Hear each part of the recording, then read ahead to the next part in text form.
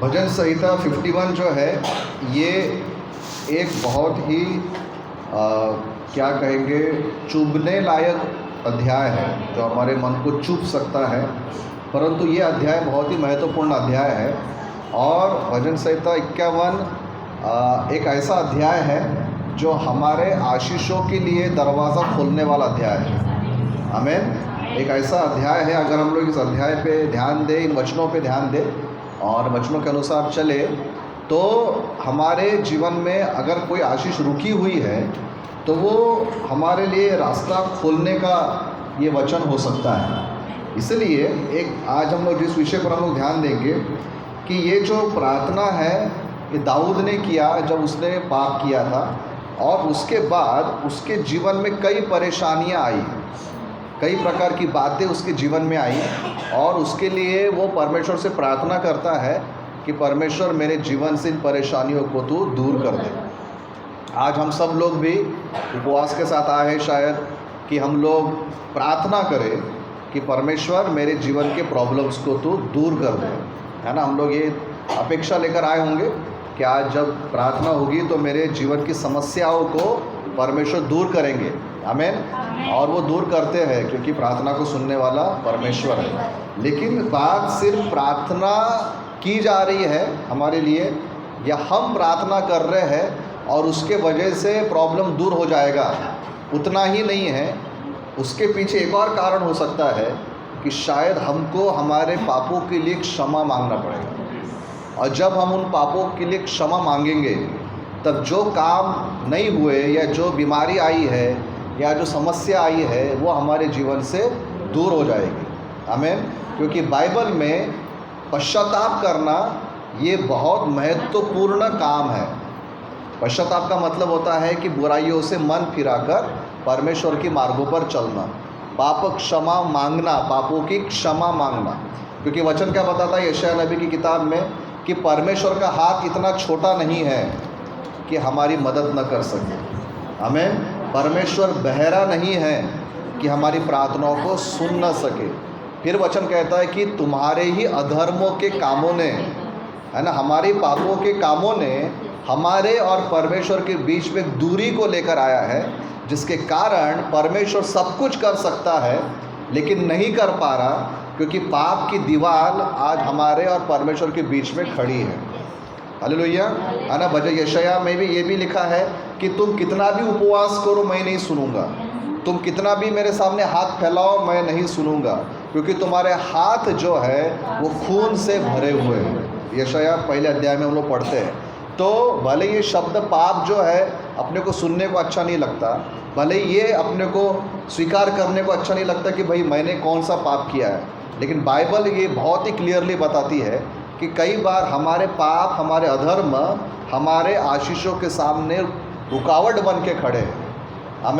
हम कितनी भी प्रार्थना कर रहे हैं लेकिन वो प्रार्थना का उत्तर नहीं आ रहा, क्योंकि जब तक वो रुकावट नहीं जाएगी, जब तक वो कचरा, वो पाप जो है हमारे जीवन से नहीं जाएगा या हम उसके लिए परमेश्वर से माफ़ी नहीं मांगेंगे, तब तक अपने को उसका उत्तर नहीं मिलेगा। तो दाऊद ने जब गलती किया था ना, तो देखिए उसको यहाँ पर क्या क्या तकलीफ़ हो रही है।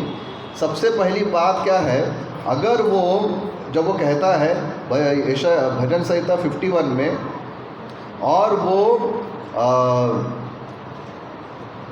8 वचन को हम लोग पढ़ेंगे, वो कहता है मुझे हर्ष और आनंद की बातें सुना। ठीक है। 12 वचन में भी देखिए क्या लिखा है, अपने किए हुए उद्धार का हर्ष मुझे फिर से दे। क्या हो गया था दाऊद के जीवन में? पाप करने के कारण उसके जीवन में हर्ष और आनंद चला गया था। ठीक है। जब उसने बादशेबा के साथ पाप किया शायद उतना समय उसको आनंद मिला, लेकिन बाद में उसका जो मन था वो दुख से, टेंशन से, बोझ से भर गया था और उसके अंदर से आनंद चला गया था। आज अगर हमको लगता है कि मेरा मन क्यों बेचैन है, मेरा मन क्यों शांत है, अशांत है, क्यों मेरे को भारी लग रहा, क्यों मेरे पास में सब कुछ होने के बाद भी मुझे उसका आनंद नहीं मिल रहा। अच्छा खाना है लेकिन वो खाने में मज़ा नहीं आ रही, अच्छे कपड़े हैं लेकिन पहनने के बाद भी मेरा मन शांत नहीं है, सब कुछ है मेरे पास में लेकिन फिर भी उसकी खुशी उसका आनंद क्यों नहीं है? दाऊद तो राजा था ना, दाऊद के पास में सबसे अच्छे कपड़े थे, सबसे उत्तम भोजन था, सबसे अच्छा घर था, सारे सुख सुविधाएं उसके पास में थी, लेकिन पाप करने के कारण उसके मन से आनंद और हर्ष जो है वो चला गया। हालेलुया। इसलिए वो क्या बोलता है कि परमेश्वर 8 पद में मुझे हर्ष और आनंद की बातें सुना। 12 में वो कहता है कि अपने किए हुए उद्धार का हर्ष मुझे फिर से दे, जो मेरे अंदर से चला गया है वो आनंद मुझे फिर से दे। आज हम लोग प्रार्थना करेंगे, प्रभु मेरे गलतियों से मैं माफ़ी मांगता हूँ, आमीन, मुझे तू क्षमा कर। तब क्या होगा मालूम है क्या? परमेश्वर का आनंद हमारे हृदय में आएगा, उसकी शांति हमारे हृदय में आएगी, आमीन। उसके लिए हमें आज क्या करना है? पापों से क्षमा मांगना है। पहला असर कहाँ करता है पाप? हमारे हृदय से आनंद को चुरा लेता है। फिर 8 पद में आगे का लिखा है, जिससे जो हड्डियाँ तूने तोड़ डाली वे मगन हो जाए। दाऊद कहता है कि मेरे अंदर, मुझे ऐसा लग रहा है कि मेरे अंदर की जो हड्डियाँ है वो भी टूट चुकी है, मतलब अंदर से वो टूट गया था। लेकिन वो क्या कहता है? वो हड्डियाँ किसने तोड़ी? किसने तोड़ी हड्डियाँ? परमेश्वर ने। जो हड्डियाँ तूने तोड़ी, मतलब क्या हो गया मालूम है? कि जब दाऊद ने जब पाप किया तो उसका असर ये हुआ कि दाऊद को ये लग रहा है कि परमेश्वर ने मुझे अंदर से तोड़ डाला है। कई बार हम लोग जब गलतियाँ करते हैं जानबूझकर या अनजाने में, और फिर क्या होता है? हमारा मन अंदर ही अंदर बेचैन हो जाता है, और अंदर ही अंदर में ऐसा लगता है कि मैं खोखला हो गया हूँ, अंदर ही मुझे ताकत नहीं है ना। मैं खड़ा तो हूँ लेकिन ऐसा लगता है कि पता नहीं मुझे, मतलब क्या कहे उसको, ताकत ही नहीं है मेरे अंदर, कमजोरी है। मैं समझ में नहीं आ रहा कि मैं क्या करूँ, मुझे अच्छा क्यों नहीं लग रहा, क्योंकि अंदर से हम लोग क्या हो गए हैं? टूट गए, है ना। बेचैनी लग रही है क्योंकि हमारे अंदर में परमेश्वर ने क्या कि हमारे हड्डियों को तोड़ डाला। फिर आगे ऐसा लिखा है 10 वचन में, 9 वचन में, अपने मुख को मेरे पापों की ओर से फेर ले, है ना, और मेरे अधर्म के कामों को मिटा डाल। उसको क्या लग रहा है कि मेरा परमेश्वर कंटिन्यू मेरे पापों को देख रहा है, इसलिए क्या बोल रहा है? प्रभु तेरा मुख जो है मेरे पापों से दूर कर, तू मेरे पापों को गिन रहा है, तू मेरे पापों को देख रहा है, और वो चीज़ मुझको चुभ रही है कि मेरा परमेश्वर मेरे पापों को जानता है। ठीक है। 10 पद में कहता है, हे परमेश्वर मेरे अंदर में शुद्ध मन उत्पन्न कर। मतलब उसको लग रहा था कि मेरा जो मन है अभी अशुद्ध हो गया है, मेरा मन अपवित्र हो गया है, मेरे अंदर से शुद्ध मन, मेरे अंदर शुद्ध मन उत्पन्न कर, और मेरे भीतर स्थिर आत्मा नए सिरे से उत्पन्न कर। स्थिर मतलब एक समान रहने वाली। कई बार ऐसा दिखाई देता है कि अगर कोई व्यक्ति पाप करता है ना तो वो चल बिचल हो जाता है, उसकी आंखें स्थिर नहीं रहेंगी, ऐसा है ना, बेचैन रहेगा, अस्थिर रहेगा, है ना, शांत, है ना, जैसे एक शांत नदी रहती है, शांत पानी रहता है, वैसा नहीं रहता। वो ऐसा हमेशा बेचैन, है ना, हमेशा जैसे उसके अंदर में तूफान चालू है, जैसा उसको ऐसा लगेगा कि मैं इधर बैठूँ कि उधर बैठूँ, यहाँ जाऊँ कि वहाँ जाऊँ, बेचैनी हमेशा रहेगी। वो कभी भी ऐसे मन में शांत होकर बैठ नहीं पाएगा, क्योंकि उसके अंदर में क्या हो गया है? शुद्ध मन चला गया, और उसकी आत्मा भी जो है वो स्थिर नहीं है। और जब आत्मा स्थिर नहीं रहती तब इंसान का दिमाग काम नहीं करता, और जब दिमाग काम नहीं करता तो हो सकता है कि और कुछ गलत निर्णय लेता है और कुछ गलत मार्गों पर चला जाता है। इसलिए स्थिर रहना मतलब बने रहना, शांत रहना, एक टाइम पर एक बात पर मन लगना, वो भी हमारे अंदर से चला जाता है जब हमारे हाथों से क्या हो जाता है? पाप हो जाता है। 11 पद में वो कहता है, मुझे अपने सामने से निकाल न दे। देखिए उसके मन अंदर में कौन सा डर आ गया?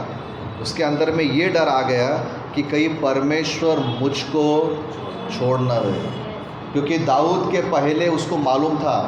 दाऊद के पहले राजा कौन था? शाऊल राजा।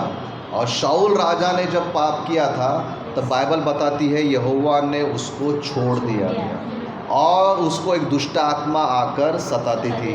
तो शायद दाऊद को ऐसा लग रहा होगा कहीं मेरा हाल शाऊल जैसा ना हो जाए, जैसे परमेश्वर ने शाऊल को छोड़ दिया और एक दुष्ट आत्मा उसको सताती थी और मैं जाकर जब वीणा बजाता था तब उसको आराम लगता था, कहीं ऐसे हाल मेरे ना हो जाए।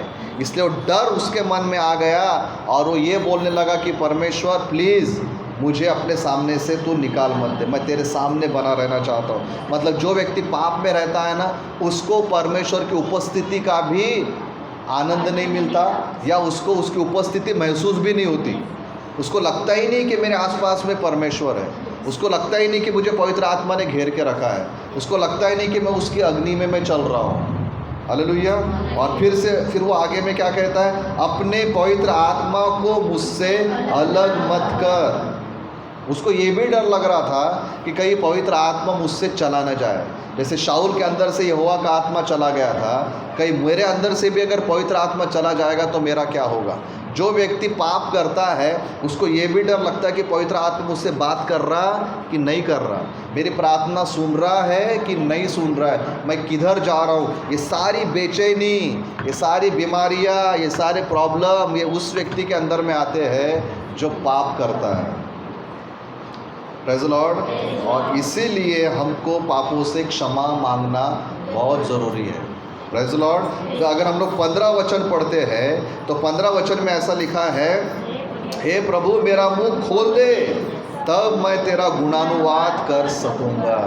मतलब उस पाप के कारण वो परमेश्वर की स्तुति भी नहीं कर पा रहा था, भक्ति भी नहीं कर पा रहा था। और दाऊद तो बचपन से ही स्तुति आराधना में रहने वाला व्यक्ति था, भजन संहिता गाने वाला व्यक्ति था। जंगल में जब रहता था तो उसके भजन गाते रहता था।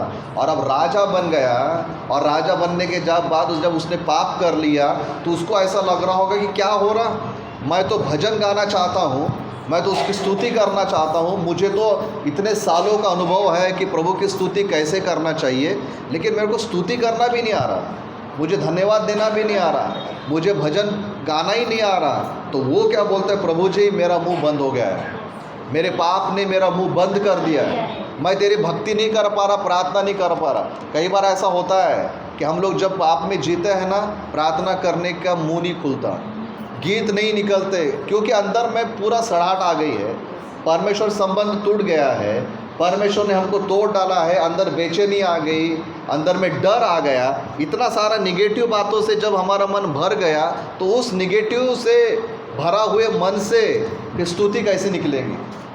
आपने कभी अगर अनुभव किया है, अगर हम साफ मन के हैं ना तो स्तुति में अलग ही ताकत रहती है, एक अलग ही आनंद रहता है। भले हमको गाना आता नहीं आता, भाई कैसे भी हो, लेकिन इंसान खुशी से उसकी मगन हो जाता है, उसको किसी बात का टेंशन नहीं है, उसको लगता है कि मैं परमेश्वर की स्तुति में रहूं, क्योंकि उसका मन बच्चे जैसा साफ रहता है। हालेलुया।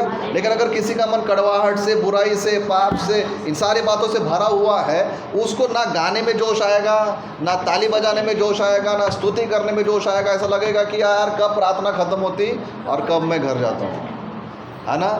सच्चे मन से, खाली मन से, स्वतंत्र मन से, स्वच्छ मन से, शुद्ध मन से, एक बच्चे जैसे मन से हम लोग जब स्तुति आराधना करते हैं ना तो स्तुति आराधना में बहुत मज़ा आता है। हालेलुया। लेकिन दाऊद क्या बोल रहा है, प्रभु मेरा मुंह बंद हो गया है ना, अभी मेरे मुंह को क्या कर दे, तू खोल दे तब मैं तेरा गुणानुवाद कर सकूँगा। आमीन। प्रियो, आज हम लोग प्रार्थना के लिए आए हैं।